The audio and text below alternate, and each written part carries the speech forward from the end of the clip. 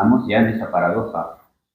Nosotros hace 20 años lo que estudiábamos era cómo prescribir bien, ¿no? Ansiolíticos, cómo prescribir bien antidepresivos. Y ahora, fijaos dónde hemos llegado, porque España es el país, podemos hablar de eso, ¿por qué ocurre, no? Es el país de Europa donde más benzodiazepinas ansiolíticos se consumen y el tercer país de Europa donde más antidepresivos se consumen. Entonces, ahora nos encargan, pues, charlas, protocolos, talleres de cómo retirar y cómo no prescribir, ¿no? Benzodiazepinas. Entonces, por eso creo que ha estado muy bien esta introducción de Carmelo del estrés, y como él ha explicado muy bien que las benzodiazepinas son adictivas, crean tolerancia, pero tienen una indicación y una utilidad también en las crisis de angustia o en los momentos que se pasan mal.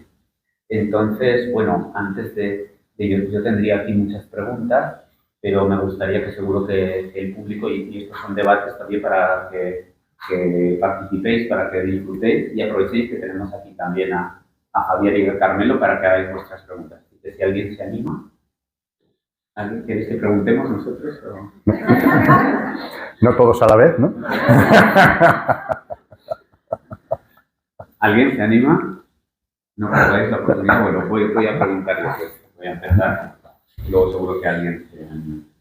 Quería preguntaros a los dos, porque, bueno, pues ya os he escuchado otras veces y está muy bien porque las perspectivas son distintas sobre el sufrimiento. Entonces, claro, por un lado, Carmelo comentaba muy bien, ¿no?, la dificultad de afrontar el sufrimiento cuando a las nuevas generaciones en teoría se lo hemos puesto fácil.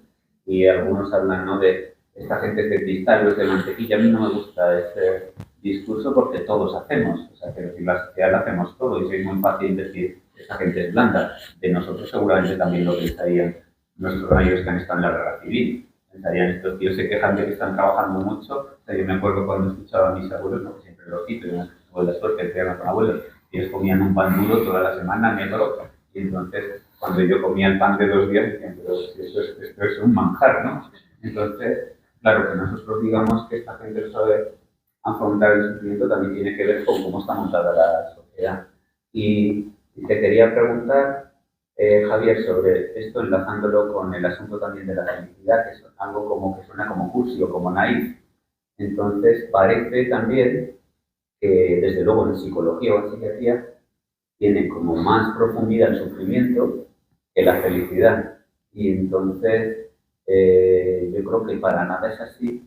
Y que clásicamente tú nombrabas a los maestros orientales, pero también los filósofos. Sí, estoicos y tal. Exacto, los estoicos es la búsqueda. Entonces, en este momento, ¿qué piensas tú de eso, ¿no?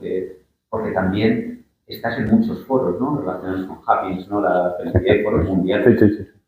¿Cómo se contempla ahora esa perspectiva entre saber sufrir o el sufrimiento y buscar la felicidad, ¿no?, esa dualidad? Sí. Bueno, yo creo que el ser humano ha estado sesgado hacia lo negativo desde su evolución, ¿no?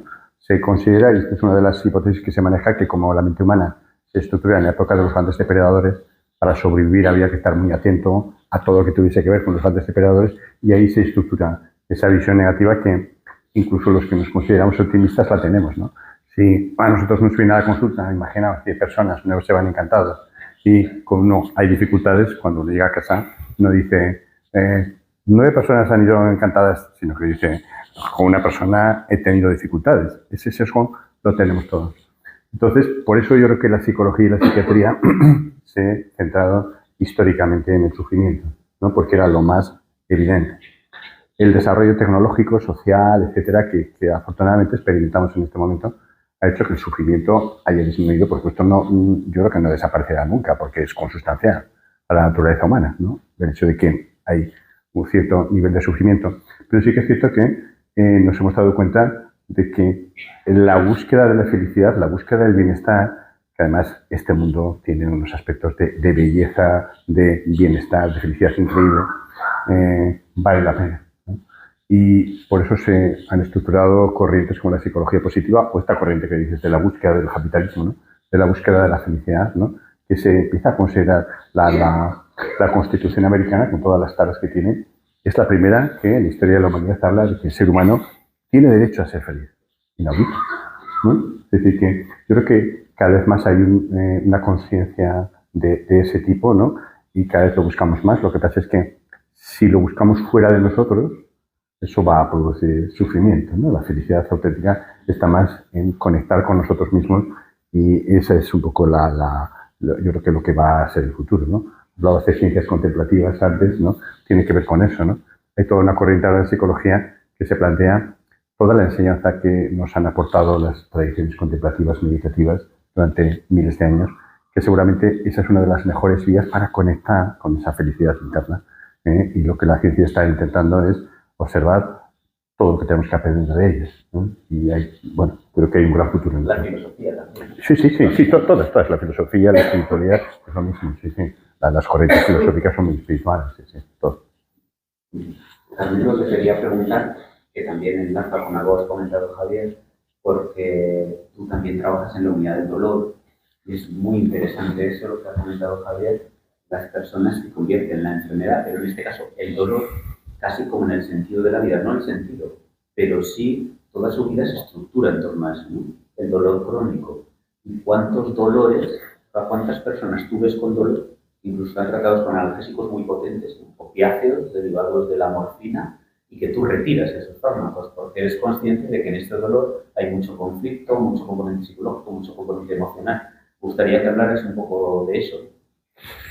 Sí, bueno, la verdad es una pregunta compleja porque el dolor crónico también es muy poliédrica. Lo diros que, bueno, porque como esto es un debate,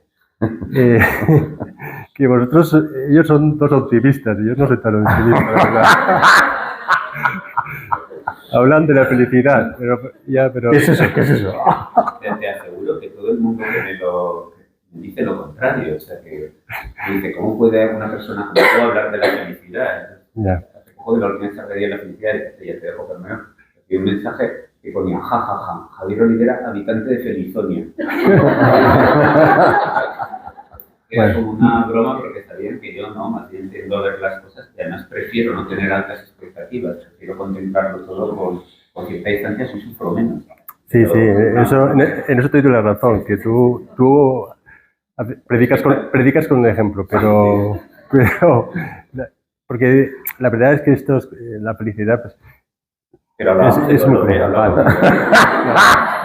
Pero bueno, quería decirlo, que vosotros sois mucho más optimistas que yo. Yo tengo una visión más pesimista de cómo va la sociedad, y ya tenéis que ver cómo está el mundo, ¿no? Bueno, el dolor crónico es muy complejo y bueno, sí, hay una conducta, sí que veo pacientes, esa es la labor que hago, que es bastante compleja, discernir el componente físico del componente psicológico y es realmente complejo.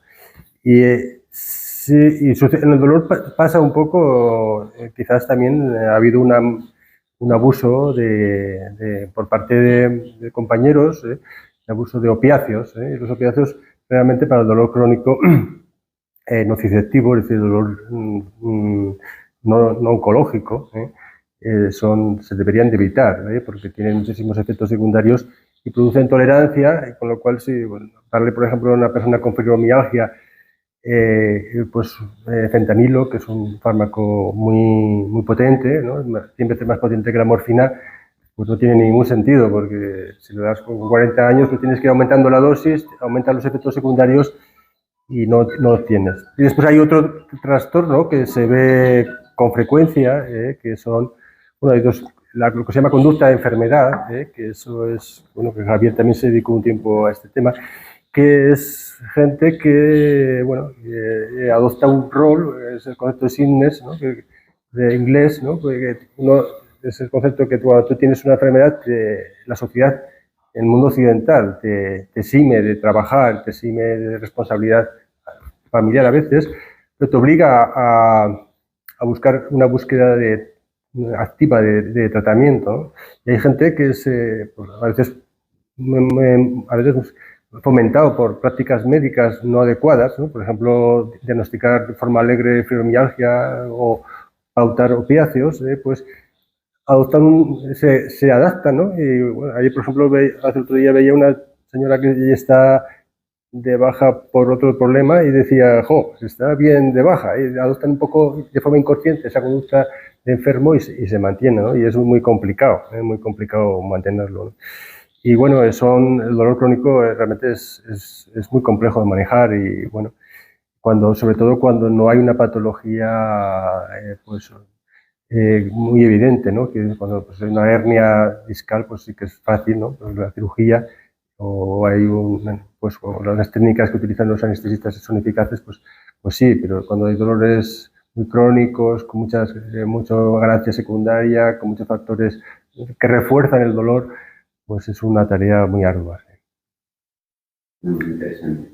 ¿Hay alguna pregunta? Sí. ¿Alguien?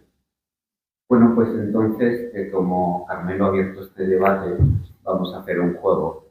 ¿Quién piensa que el mundo está fatal? Que levante la mano. Venga, hay que ser valiente. O sea, ¿quién piensa que el mundo está fatal? Venga. 1, 2, 3, 4, 5, 6, 7, 8, 9, 10. Luis, no esperaba esto de ti. Tanto mindfulness para... Alexia, tú también. Bueno, fatal. Carmelo. Razonablemente mal. Razonablemente mal. La clave es la perspectiva. La clave es la perspectiva. O sea, ¿cómo podemos decir que el mundo está fatal viviendo donde vivimos? ¿Cómo? Carmelo, ¿tú te acuerdas? que yo he estado en tu casa, que vives en una casa preciosa, con bodegas. Oye, esto es un juego sucio, ¿eh? Te acabas de comprar un Audi nuevo precioso. Esto es un juego sucio, Javier. Tienes 2 hijos maravillosos. Tienes una nieta magnífica. Tus hijos están sanos y tienen unos No hablaba de mí, no hablaba de mí. Bueno. Esta es la buena perspectiva que ayuda a Carmelo. Dice, no hablaba de mí. Esto va con los demás. Bueno. A ver, si quieres No, perdón, que dije, luego no me da las vacaciones. Explícalo. Pero tú lo aceptas. Yo acepto estoico. Explica, Carmelo. Bueno, el mundo no sé. está fatal, vamos a ver. Yo creo que el mundo realmente vivir en España, ¿no? En el mundo occidental, ¿no? Europa, que está en crisis, es un privilegio, como ha dicho Javier, es un privilegio. No tiene nada que ver con vivir en otros países, ¿no? Pues la desgracia que está pasando en Ucrania o lo de Gaza, que, vamos, no quiero hablar porque es una locura, ¿no? Pero yo creo que sí que vamos a unas sociedades, estamos en unas sociedades mucho más egocéntricas, mucho más egoístas, menos, quizás porque, claro, que cuando nosotros éramos jóvenes había dos, y eso es así, yo creo que, y también lo abro un poco para reflexión para los dos, ¿no? Porque os gustan estos temas, ¿no? Pues estaba el cristianismo y yo creo que era una cosa que nos daba sentido a la vida, ¿no? Y también estaba el marxismo, yo era, cuando era adolescente, era marxista, me creía que la gente era buena y que todo iba a ser maravilloso. Y eso pues se ha roto, ¿no? Y el cristianismo está en crisis y el marxismo ha desaparecido.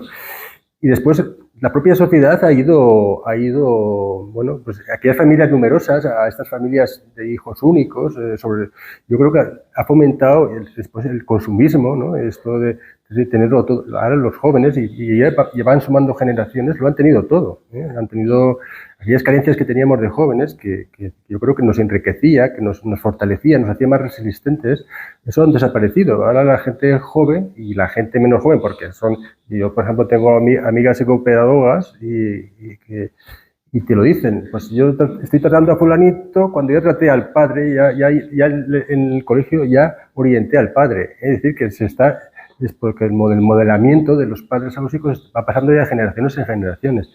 Y yo creo que dentro de este contexto la sociedad es una sociedad más egocéntrica, más egoísta, más individualista, y con muchos conflictos, pues, de agresividad, por ejemplo, lo que comentábamos el otro día con Leopoldo, por ejemplo, lo que está pasando ahora que la sexualidad es relativamente muy fácil de acceder a ella, pues no hay respeto por las mujeres, es una cosa tremenda, es una cosa que a mí me parece alucinante, ¿no? Pues todos los días compras algo y todos los días hay juicios por violaciones o las violaciones en masa, estas cosas que no, o de las manadas. Yo creo que en general vamos a una sociedad mucho más deshumanizada, y siento ser pesimista, que la que vivimos nosotros. Sí, la pregunta es si nuestros abuelos no pensarían lo mismo de nosotros. Cuando yo me iba de vacaciones, cuando yo tenía un coche, cuando yo tengo calefacción, ellos pasaron frío, ellos no tuvieron nada, ellos pasaron la posguerra, ellos pasaron hambre. Entonces, ¿no pensaban que nosotros éramos los mismos también de pequeños? Nos lo decían, ¿no? Yo creo que el tema es muy complejo, ¿no? Sí. Yo creo que el tema es muy complejo. Yo no tengo una visión tan pesimista en general. Evidentemente hay problemas, ¿no? Hay problemas gordos, ¿no? Pero nunca en la historia de la humanidad ha habido una conciencia social tan brutal como hay ahora, ¿no? En todos los sentidos. En todos los sentidos, con el tema de la sexualidad, con el tema de los derechos humanos, con el tema de etcétera, etcétera, ¿no? Es decir, muchas cosas que hace 30 años nos parecían normales, ahora, vamos, hay una conciencia social increíble. Yo creo que en esos aspectos vivimos en uno de los mejores momentos históricos. Evidentemente hay problemas, ¿no? Yo ya sabía. Sí, perdona, pero tenía que haber puesto un extremo. Hay problemas, la sobrepoblación, el tema ecológico, por supuesto, hay problemas, las migraciones masivas, que eso habrá que gestionarlo, etcétera. Evidentemente hay problemas, pero yo creo que la conciencia social que hay ahora y que tienen las nuevas generaciones, pues como todo, están asustadas como nosotros teníamos a ojos de nuestros padres, pero la conciencia social que tienen ellos, la búsqueda del sentido de la vida, no la tenía. Y el respeto para los diferentes. Respeto, exactamente. El respeto con la gente, por ejemplo, nosotros, sí. Yo mismo, yo hablo. Yo cuando iba al instituto, el chico que era diferente, el chico que sabíamos que era homosexual y que encima no podía decirlo, y yo recuerdo en el gimnasio dándole collejas y cosas así, y dices, eso afortunadamente... Eso ahora... No.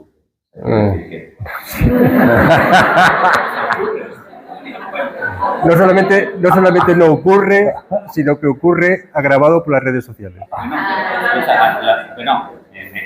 Pero en la cárcel no te meten por ser homosexual. No, hombre, ya, eso ya estaría ya. Bueno, había una ley de vagos y maleantes. Ley de vagos y maleantes. Mira, Javier, yo te voy a decir, lo que está pasando en Gaza... Esto se graba, No hay ningún problema. En mi generación, lo que está pasando en Gaza, estaría todo el mundo en la calle. Todo el mundo en la calle. Y hoy en día ha salido 4 o 5 universidades ahí en el extranjero que han plantado 4 tiendas que ya no se habla de ellas. Es así, ¿no? ¿O no es así? Y es así. Y es que lo que está pasando en Gaza, que no estemos la gente protestando, es una brutalidad que yo no recuerdo. Bueno, quizás el tema de los tutsis y los hutus, pero yo no recuerdo una cosa tan dramática, tan bestial como lo que está pasando en Gaza. ¿Y qué hacemos la gente? No habléis de conciencia social. Hubo la guerra de Irak también. Bueno, la guerra de Irak no era... Sabíamos que éramos... Pero no era comparable la guerra de Irak, porque aquí están bombardeando a la gente civil. Civil moriría. Ya, pues no tantos como en Gaza. O sea, yo creo que eso, la perspectiva hay más alfabetización que nunca, hay más servicios comunitarios, agua corriente, salubridad que nunca, ¿no?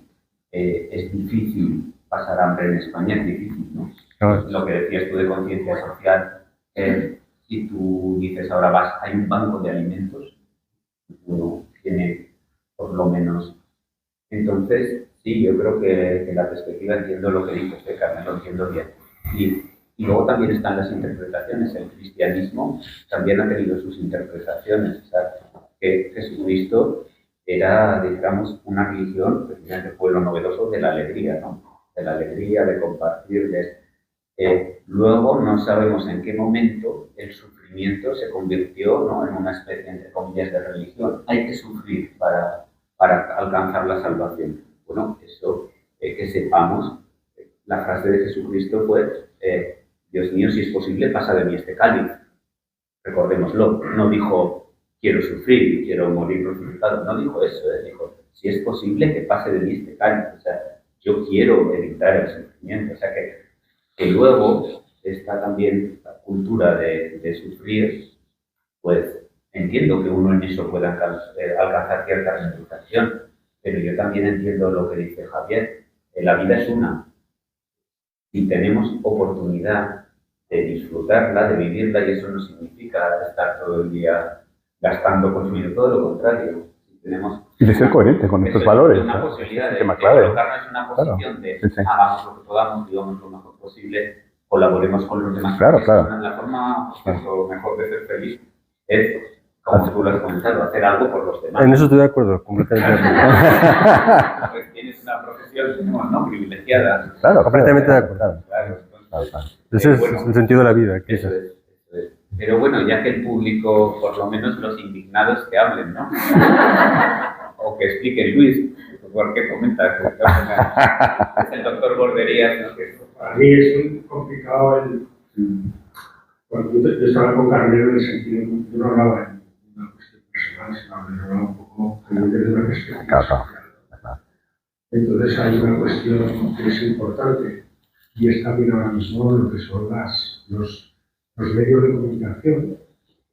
El poder cada vez se concentra en la economía de menos gente, el dinero de menos gente. Es decir, esto está llevando la información que nos dan, no sabemos cómo es esa información, de dónde sale. Tienes que hacer un gran esfuerzo si quieres saber conocerlo. Pues que la verdad no es tan transparente. Es más complicado uno por ejemplo. Y luego yo sí que quería preguntarle a Javier, y más no a padres, un poco el tema del apego, ¿no? Él es un experto en el apego, en la teoría del apego, y un poco el planteamiento si podría sembrar algo de esto. Que sea por cultura general, Muy bien. El apego, ya sabéis que es una visión, ¿no?, una perspectiva de algunas tradiciones psicológicas que se acepta. Lo que viene a decir es que el tipo de relación que mantenemos con nuestros padres o cuidadores, esa sensación de confianza, de seguridad que se puede desarrollar con ellos, es el modelo que utilizaremos para las relaciones con el resto de las personas, ¿no? Por eso se habla de apegos seguros, es decir, de vínculos seguros con los padres o cuidadores, o de vínculos inseguros. Dentro de los inseguros hay diferentes subtipos que no vamos a entrar. Entonces, yo creo que el mejor regalo que podemos hacer los padres a los hijos es esto, ¿no? Una sensación de apego seguro, una sensación de que se sienten queridos incondicionalmente. Por supuesto, las acciones tienen consecuencias. Este es otro tema. Quiere decir, tendrán que responsabilizarse de sus acciones, pero la sensación de que son hijos y los padres les queremos de forma incondicional. Eso lo que desarrolla es una sensación de confianza hacia el resto de seres humanos, que yo creo que esto es algo muy importante, ¿no? Y también la sensación de que el individuo se merece ser querido. Un apego no seguro lo que produce es la sensación de que uno no es digno de ser querido, de que uno tiene que hacer algo para que le quieran. Seguro que conocemos a muchas personas, o nosotros mismos, tenemos esa sensación, podemos llegar a tenerla, y estamos siempre como intentando ganarnos el afecto de los demás, porque hay como una especie de voz interna que nos dice que no lo merecemos, ¿no? Esto lo hemos visto en la consulta, ¿no? Muchas veces yo he tenido pacientes que me decían: doctor, no se moleste, no se preocupe por mí, no vale la pena que pierda el tiempo conmigo, que no me lo merezco, ¿no? Fijaos en el nivel de daño psicológico que ha producido un apego no seguro, ¿no? Unos padres, cuidadores hipercríticos, a veces maltratadores, etcétera, que producen ese problema. Entonces, esa es parte de nuestra responsabilidad, ¿no? Cuando decíamos nuestro sentido de la vida, lo que podemos ofrecer al mundo, yo siempre lo que suelo transmitir es: si nosotros somos felices, una felicidad genuina, auténtica, no un postureo, ¿no? Porque ahora hay mucho postureo en redes sociales, eso es verdad, ¿no? La gente te cuenta sus vidas y dices, no, no, una felicidad genuina, pero es que este mundo es fascinante, este mundo es increíble, ¿no? Por supuesto hay sufrimiento.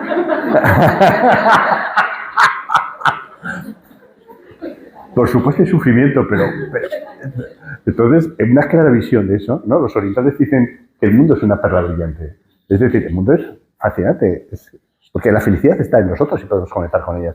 Transmitir eso a nuestros hijos, pero a la gente que vive con nosotros, eso tendría que ser nuestra contribución.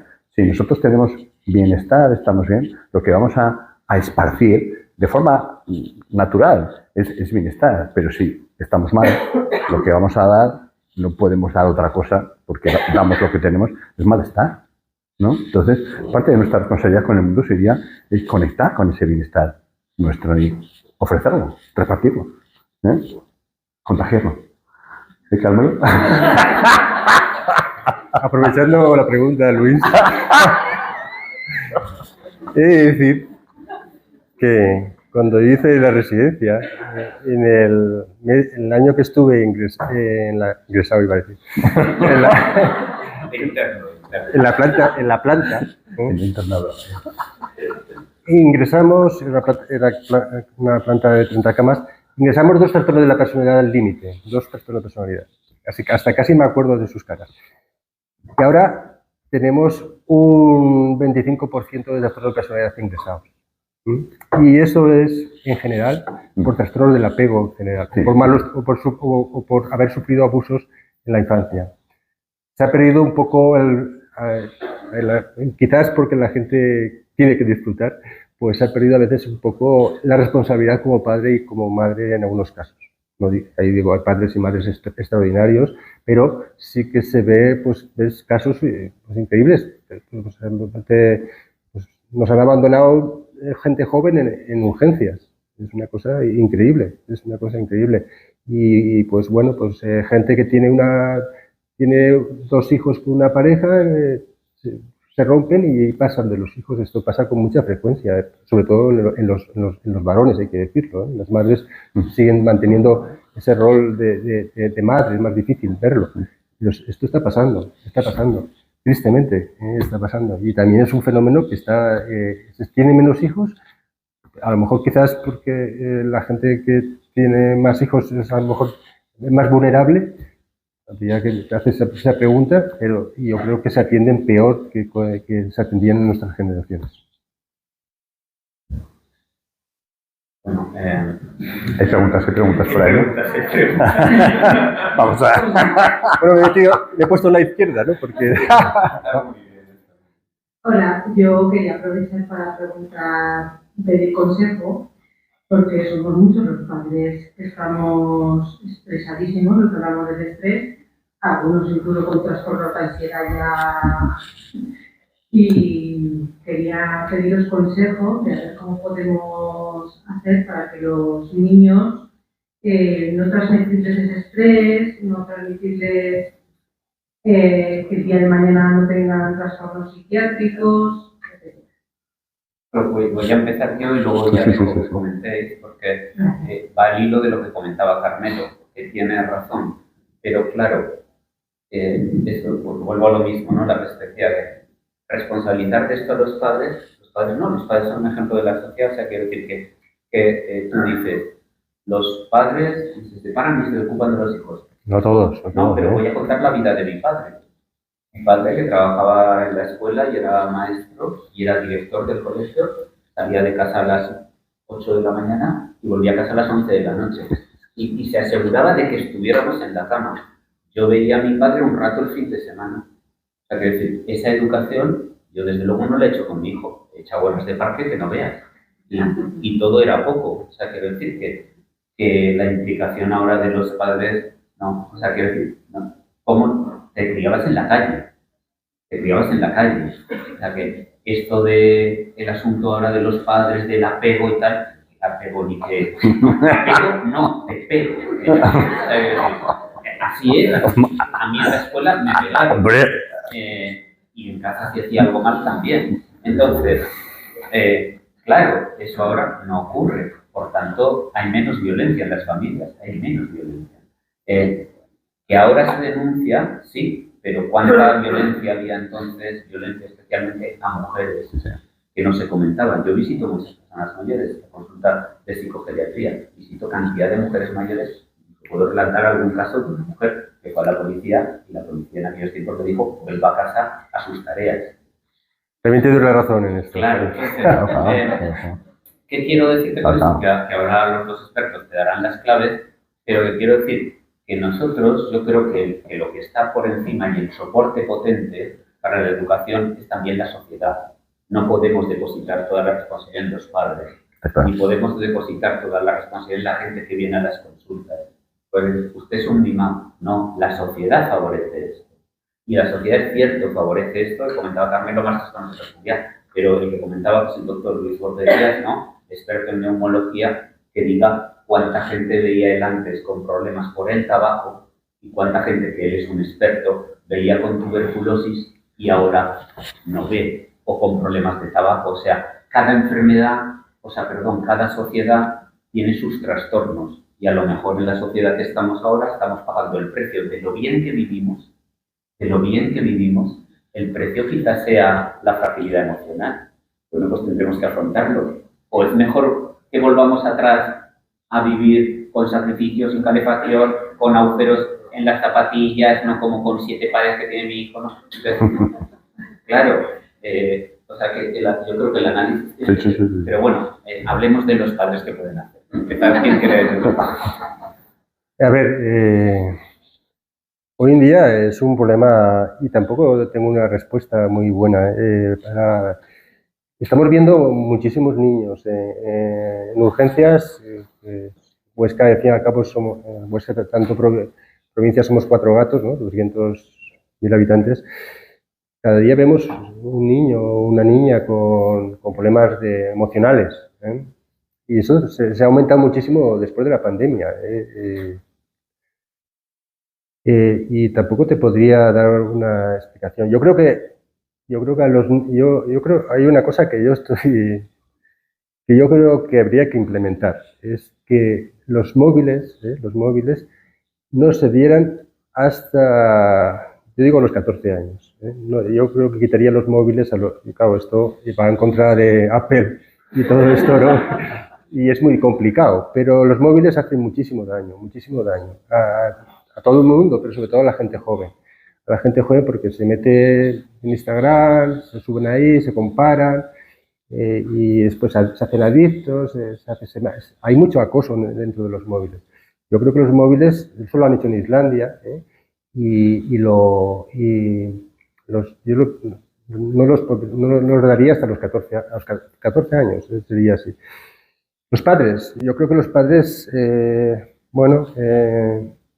yo creo que hay que procurar, quizás a lo mejor, eso a lo mejor también lo he hecho yo, que coste, que decir, pues se hacen muchísimas actividades, ¿no? Pues yo creo que hay que intentar fomentar a nuestros hijos responsabilidad, ser un modelo para ellos, el modelamiento es fundamental, ser un modelo para ellos, que seguro que lo eres, responsabilidad, es decir, que tienen una responsabilidad de estudiar y sacar adelante sus estudios, y después yo creo que también es muy importante poner una actividad que les dé un sentido a la vida, ¿no?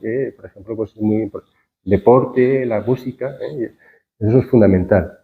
Y después también cuidar las compañías con las cuales van, porque la gente joven es muy sensible a las influencias externas, ¿no? Esto de las manadas, habrá uno malo, pero lo que pasa es que el resto le copian, ¿no? No todo el mundo es malo, es decir, que hay mucho contagio entre la gente joven. No sé si te he respondido, porque la verdad que es un tema complejo. Sí, es un tema complejo, ¿no? Pero enganchando con lo que decía Javier, es verdad, yo creo que hay que tener perspectiva, ¿no? Mi padre era igual, quiero decir, mi padre que era un buen padre, pero está todo el día trabajando, porque en aquella época no quedaba más remedio, muchas veces, que hacer multitareas, ¿no? Para poder sobrevivir, ¿no?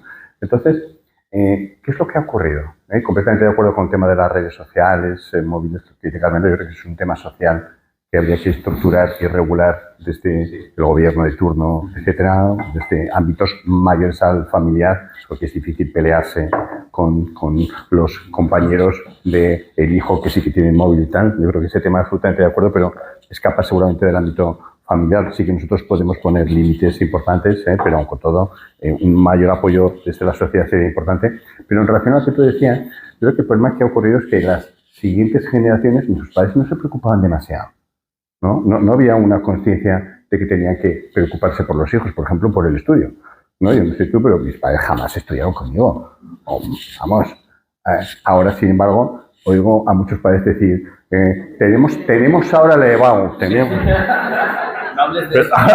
Bueno, quien dice la EBAU dice el examen, ¿no? Pero ¿qué pasa? ¿Que os presentéis todos ahí? ¿O quién tiene la EBAU? ¿No? Entonces, la involucración que tenemos los padres ahora en este momento, yo creo que debido a las expectativas que tenemos de querer ser buenos padres, hace que hagamos un equilibrio como el que contaba de malabaristas Carmelo, ¿no? De estas familias que los dos trabajan, etcétera, etcétera. Entonces, queremos ser los mejores padres del mundo, lo cual implica dedicar mucho tiempo, pero claro, también queremos darles muchas cosas materiales, lo cual implica trabajar para poder conseguir eso, y eso no hay forma de resolverlo, ¿no? O se prioriza o tal. Entonces, yo creo que uno de los elementos tranquilizadores es que basta con ser un padre o una madre suficientemente bueno. No sé si esto en la psicoterapia clásica se habla, ¿no? Basta con un padre o una madre suficientemente bueno. Es decir, la demanda de los hijos es ilimitada por definición. Los estudios dicen que el mejor de los padres o de las madres no puede pasar más de la mitad del tiempo con los hijos, aunque se dedicase solamente a no trabajar y estar cuidando, porque tiene que hacer la comida, tiene que lavar, tiene que hacer tal, etcétera. Pero las demandas de los hijos son ilimitadas, ¿no? Entonces, creo que los padres tendríamos que reestructurar las expectativas. El tiempo de calidad es importante, el tiempo también de pasar. Pues, yo creo que nosotros pasamos mucho más tiempo. Yo me tiro al suelo con mis hijos, con mi padre jamás se tiraba, con mi madre, ¿no? Quiere decir que creo que somos en general mucho mejores padres que las anteriores generaciones, pero las autoexigencias que nos exigimos son tan grandes que nos hace tener un sentimiento de culpa, y ese sentimiento de culpa es el que hace que sea más difícil a veces poner límites, compensamos dándoles más cosas materiales, etcétera. No sé si se ve la jugada. Es un tema muy complejo, porque esa autoexigencia que no se puede cumplir, pues es imposible, porque es un equilibrio de tiempo, también de temas materiales, nos produce culpa y entonces nos cuesta poner límites. Los límites es uno de los temas que facilita los trastornos de personalidad, como comentaba Carmelo, y es verdad. Ahora es muy difícil poner límites a un hijo también, ¿eh? Es decir, que vivimos en una sociedad muy compleja, que para los padres es extraordinariamente compleja y estresante, pero que en general es mejor, ya perdonaréis el sesgo, pero es muy complicado para los padres ser padre ahora. Para nuestros padres era mucho más fácil. Pero había una estructura social que claro, muy contenedora. Muy potente. Ahora no. Las escuelas eran muy potentes, con una gran autoridad, y había una estructura con un peso religioso también muy potente. Claro. La estructura, un respeto a los mayores también, ¿no? Entonces, claro, todo eso protegía muchísimo. Claro. Pero también nos convertía en neuróticos, claro, eso sí. A costa de pero ahora, como no hay límites, el tema es que aumenta los trastornos de personalidad, ¿no? Cada sociedad tiene su patología, como decías, ¿no? Depende del contexto, ¿no? Es fascinante el tema, ¿no? Sí. Sí. Lo pasamos bien. Estamos pasando un buen rato. Hombre, esto ya sé que es un comentario inapropiado, ¿eh? Pero ya puestos en confianza. Que no nos oiga nadie. Claro, yo soy un defensor a ultranza del feminismo, pero claro, la incorporación de la mujer a la vida laboral pues también ha hecho que realmente las crianzas se hayan descuidado más. Es decir, que es un factor también que en la evolución de la historia de nuestra biografía, pues también yo creo que es un aspecto a tener en cuenta, ¿no? A relación de lo que acabas de comentar, me parece mucho... El micro sí que es aquí. Que es verdad, pues, los roles estaban establecidos, el padre no llegaba a casa, no se ocupaba de los hijos, y la mujer era la encargada de la crianza, y ya en mi caso mi madre, que ya trabajaba, pues tenía que ocuparse de las dos funciones y resultaba pues agotador, ¿no?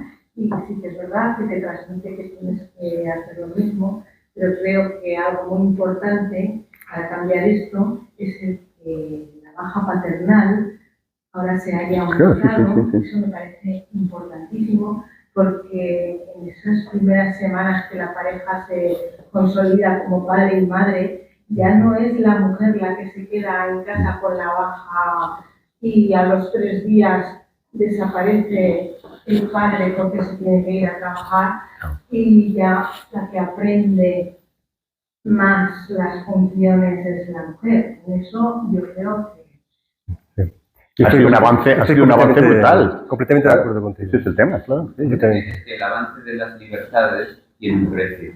Quiero decir que, claro, hace 200 años no había muertos por accidente de tráfico, ni por accidentes de avión. yo me Claro, veo en la posición de optimista y de que el mundo es cada día mejor, pero Pero hay problemas. tenemos que ir arreglando las cosas Eso es. pero que o sea, cambian. quiero decir que la pregunta clave sería ¿qué es vivir mejor? ¿O qué es una vida mejor? Esa es la pregunta clave. Yo creo que poder elegir es una vida mejor. Tener más libertad es una vida mejor. Pero tener más libertad sin poder elegir tiene más riesgos. Entonces, Y hace más compleja la gobernanza Claro, de las sociedades.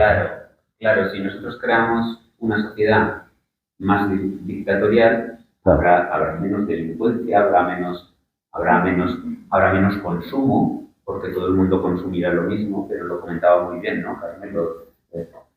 Tú puedes creer en la doctrina, por ejemplo, comunista, pero cuando eso se lleva al extremo ya sabemos dónde termina. Que todo el mundo haga lo mismo, sea igual, lleve la misma ropa, lleve los mismos horarios. ¿Eso qué tiene que ver con la libertad del ser humano? Ahora hay mucha menos delincuencia. Eso Fue un fracaso tremendo. Claro. Pero, por ejemplo, recientemente,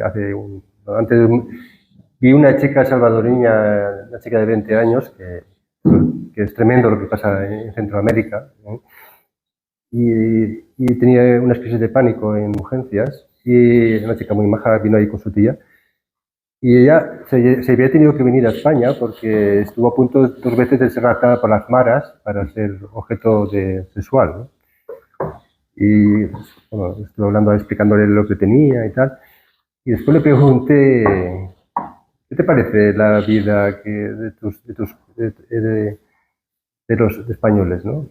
Y me dijo, lo quieren todo, ¿no? Y eso es un poco significativo de cómo estamos educando a nuestros hijos, ¿no? Lo dijo una niña de 20 años salvadoreña. Pero eso es sano, quererlo todo. Vale. Que la vida es muy breve. ¿No? O sea, otra cosa es que tú sepas tus limitaciones. Pero ¿cómo no vas a querer todo? O sea, ¿por qué no? O sea, quiero decir, ahora tú debes ser consciente de lo que puedes alcanzar, pero el deseo... Pues me refería un poco al consumismo. El deseo es lo que nos mantiene vivos. O sea, tú imagínate que dijeras, no, yo ya me conformo con lo que tengo. No avanzaríamos nunca, jamás. O sea, quiero decir, desear es positivo, lo que hay que reconducir es el deseo, ¿no? O sea, esto lo decían ya los clásicos, Spinoza, ¿no? Por ejemplo, la orientación del deseo. Pero el deseo es el motor del ser humano. ¿Sabes? Lo que predicaban, por ejemplo, los estoicos era lo contrario, la ataraxia. No desear, pero entonces te quedas en una posición también muy neutra. O sea, quiero decir que a ver, el consumo desorbitado no tiene fin, ¿no? Hay que ponerle límite. Está claro. Está claro, o sea, que uno tiene que ser muy consciente de las expectativas, pero el deseo es comparativo. Es que usted quiere tener el mejor coche, naturalmente. O sea, que lo insano sería decir, no, yo quiero tener el peor coche. ¿No? No. O sea, que tú lo tienes al alcance, o sea, que decir, no, o sea, que no, yo tengo dinero para ir a visitar, pues, me gusta viajar a Australia. No, pero soy austero y me voy a Francia. Bueno, no sé, la vida, como digo yo, es una... O sea, otra cosa es que tú te gastes y ese dinero, pues como tú bien dices, ¿no, Carmen? O sea, para los estudios de los hijos, pero en un equilibrio, desear... Hace poco hablaba con un colega, ¿no? Y entonces, pues eso ya, digo, mi hijo, ¿no? Que tiene 17 para 18. Y digo, ostras, macho, es que solo piensan pasárselo bien. Y me dice, qué suerte. Y claro, me puse en la realidad y digo, tiene 17 años. ¿Tú te imaginas a alguien de 17 que no pensara en pasárselo bien? Y claro, me dijo, ¿tú has tenido 17? Y yo, pues es verdad. ¿Y qué te gusta antes? Pásatelo bien.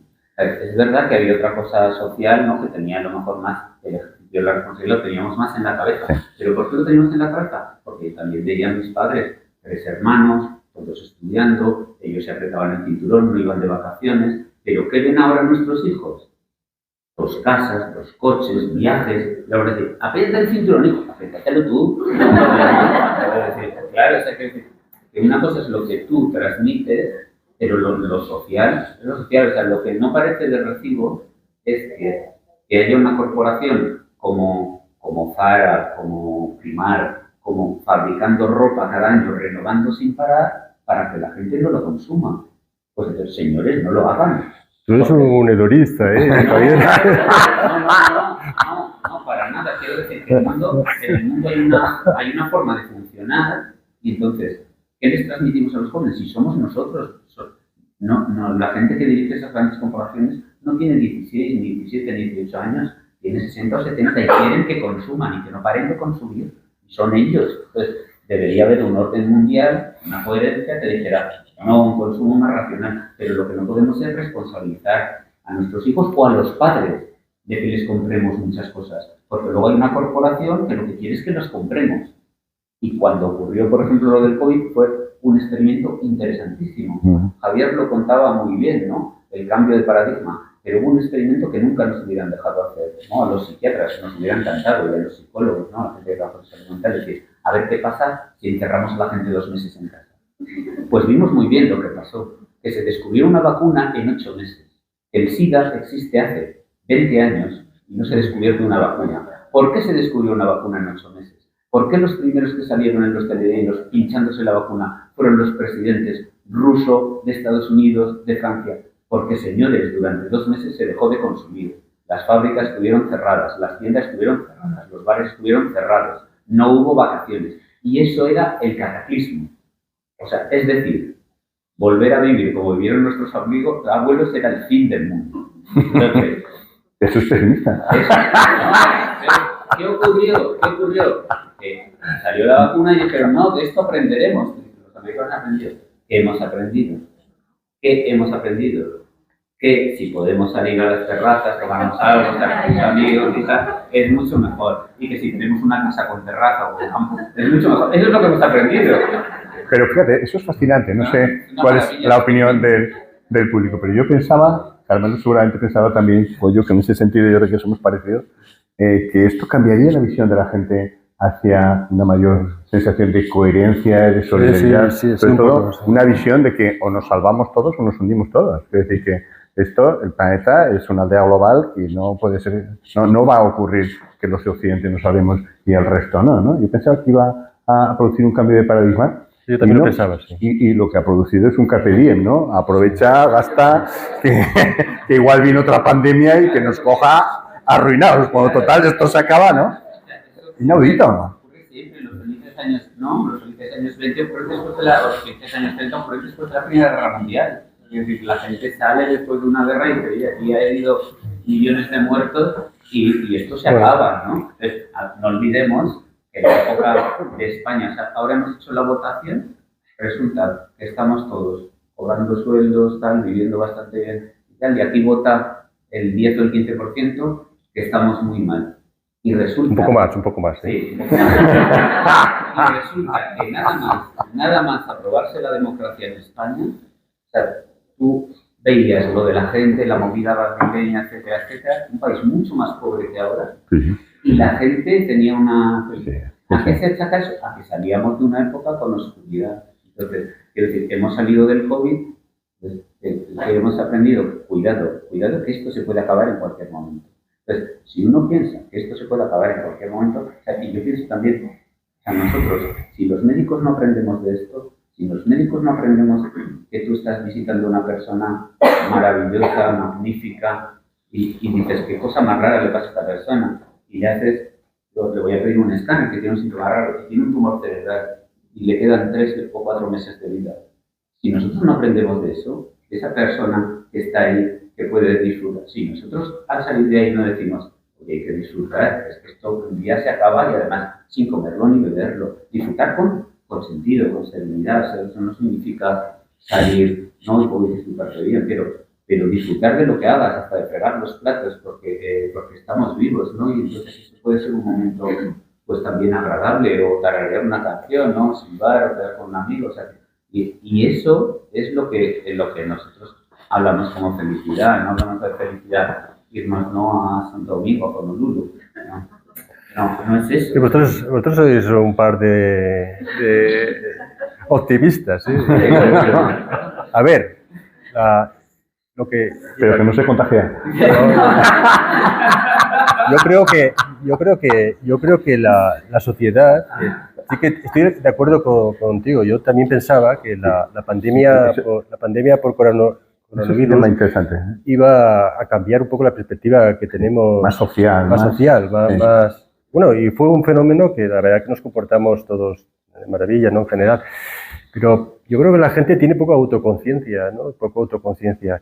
Por ejemplo, está un poco el tema de la sexualidad, ¿no? La gente joven tiene sexo bastante frecuente y aumentan las enfermedades de transmisión sexual, están aumentando a una velocidad de vértigo. Y afortunadamente el SIDA no tiene vacuna, pero tiene unos fármacos extraordinarios que lo tratan, porque si no tendríamos un problema gravísimo. Y yo creo que la gente no es consciente, no es consciente, vive un poco sin tener autoconciencia ni propia ni social, y es un problema importante. Lo que ha pasado, por ejemplo, yo también pensé, bueno, que en parte me alegro, lo que ha pasado en el País Vasco. En el País Vasco hubo un terrorismo tremendo, con 1000 muertos, y la banda más sanguinaria de Europa, terrorista, y ahora parece que no ha pasado nada. Es decir, que es una cosa que yo me alegro que sea así, porque si no sería un trauma social tremendo. Pero yo creo que vivimos con poca autoconciencia personal y social. ¿Preguntas? Vamos a dejar de hablar nosotros, ¿no? Y si no, pues voy a acabar un poco... ¿No hay ninguna pregunta? Aparte de por supuesto, volver a dar las gracias a Ibercaja, ¿no? Aquí, ¿verdad? Su nombre, pues Alexia, el equipo de Ibercaja, ¿verdad? Han sido fantásticos en todos estos debates. A los compañeros ya habéis visto esta forma brillante de terminar, a vosotros por asistir. Y como Carmelo ha hablado de terrorismo, pues voy a terminar con una anécdota que viene al hilo de lo que hemos hablado. Conocí a Luis Rojas Marcos, ¿no? Uno de los mejores psiquiatras del mundo, más famoso que el título. Entonces, Luis Rojas Marcos hace unos 20 años, lo invitó el ministerio, era ministra de Sanidad Elena Salgado, por tanto, no sé cuántos años iba a hacer. Pues, sí, 20 fácil, sí. 20, 25. ¿no? Entonces, él vino al Ministerio de Madrid, pues, bueno, por representantes por comunidad autónoma, por Aragón me tocó ir a mí, y estuvimos ahí un rato con él, y entonces él dio un discurso, y entonces ahora comentaba Carmelo esto del terrorismo, eran tiempos todavía de ETA, todavía estaba activo. Entonces dice, yo en el avión venía, claro, él es un hombre que sabe hablar muy bien, yo en el avión venía y dice, y claro, me conoció la señora que iba al lado, usted Rojas, no soy yo Rojas, ya lo ha España, y dice, sí, ahora hace un tiempo que no estoy. Oiga, cuénteme cómo está mi país. España es un nido de terroristas y violadores.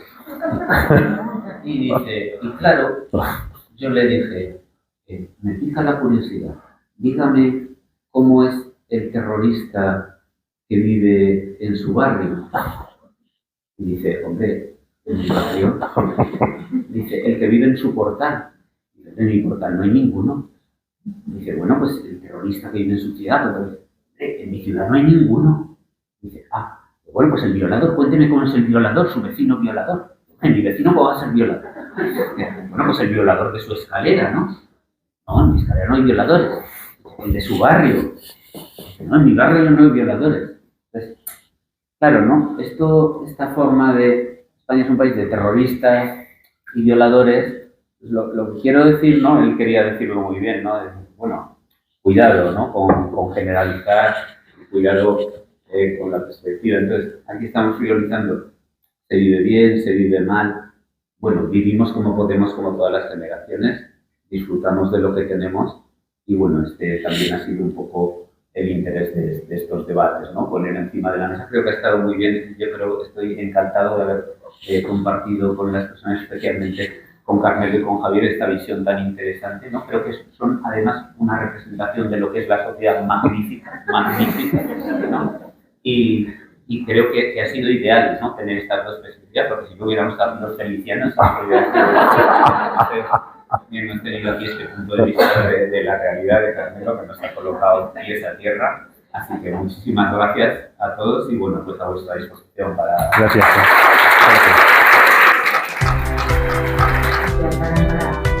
Gracias. En vuestras cámaras. Gracias. Gracias.